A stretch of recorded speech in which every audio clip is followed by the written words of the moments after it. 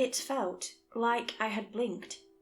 I closed my eyes for 1 second, and the monolithic moon was gone.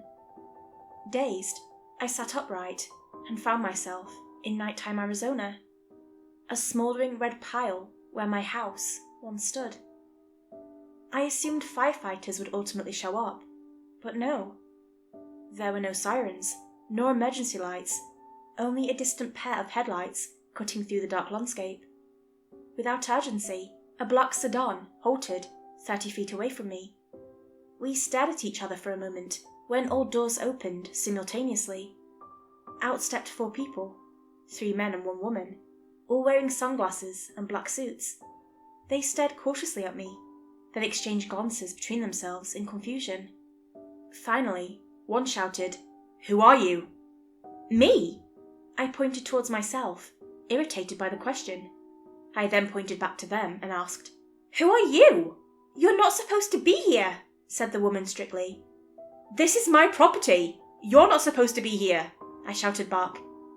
What followed was a strange silence other than the crackling bonfire that was once my haunted home. Glancing between the glowing pit and the black sedan, I then said more calmly, "But I could use a ride." The 4 of them approached me, all holding wallets high, as if to show me a badge. However, they were too far for me to see what branch of government body they were operating under. As they approached, she asked, "What are you doing here?" "Oh, you know, insurance fraud. You picked the wrong house to squat. This is government property, and not somewhere you want to find yourself. Government property? What the hell are you talking about? What is this? Some kind of experiment? I bought this house a month ago.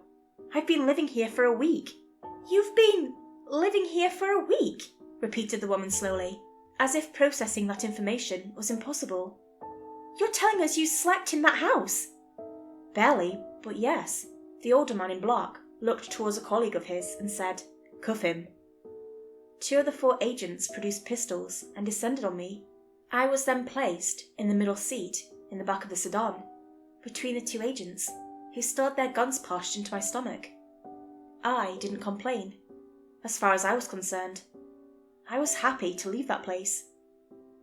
They brought me to an office building and put me in a cold interrogation room. I thought I was going to have to wait for hours, but someone entered only a minute or so after me.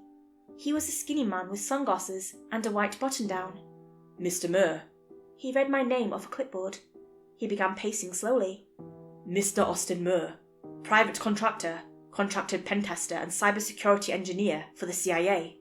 He then looked at me and said with a hard H, "I hate the CIA. We always have to clean up after those arrogant, bumbling buffoons. And again today, Mr. Murre." He threw his clipboard on the table, its wooden bark clonking against the metal. It was a thick file on me with notable information. My place of birth, ethnicity, work history, first girlfriend, my internet provider and IP address. There was even a note that read, "Deducted $870 off business expenses under label work shoes." "I can explain that," I said, while pointing towards the file. "We're not the IRS, Mr. Murre. We don't care about your taxes. What the hell were you doing in there?" "That's my fucking house, man. I paid $260K for it." "You couldn't have bought that house because it was never for sale." "I can prove it. I have all the correspondence on my email. You can see my bank statements and everything. You know how hard it is to withdraw $260K from your bank." I could see my own face in his shades as he blankly stared at me.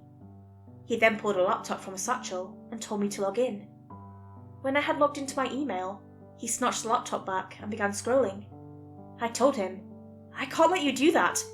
There are state secrets in there. I signed an NDA." "We supersede the CIA," he said, before handing the laptop to a coworker just outside the door. He then came back to the table where he leaned with his hands on the chair's backrest. His face was shrouded by the shadow, something that made me shiver. "Can we turn on the light, please?" I asked him. He ignored my question and instead asked his own. "Do you know who Victor Lustig is? He was a con man, famous for selling the Eiffel Tower on 2 separate occasions. I always wondered how anyone could fall for something like that. Only a fool would fall for that."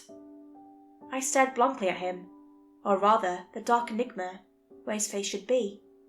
Only the glint of his golden aviators gave me an indication of where his eyes were.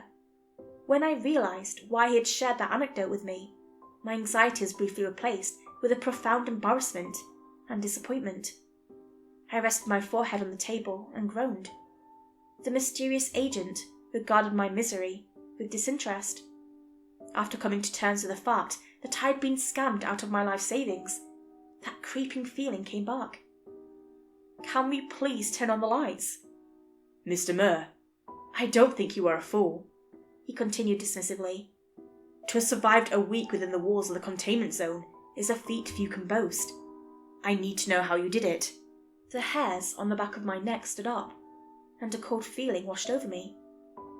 I could sense it when she was near. What the heck is she anyway? "How did you sense it, Mr. Murre?"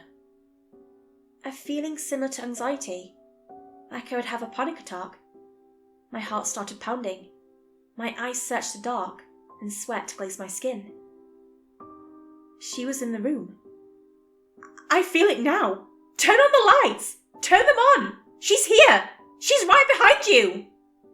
Suddenly, from elsewhere, my request was answered. The agent hadn't moved, and yet the lights snapped on. He looked back just in time to see the shadows retreat like liquid into the corners. He then looked back at me, and then to the tinted window. After a long pause, he said, "Mr. Murre, you work for us now."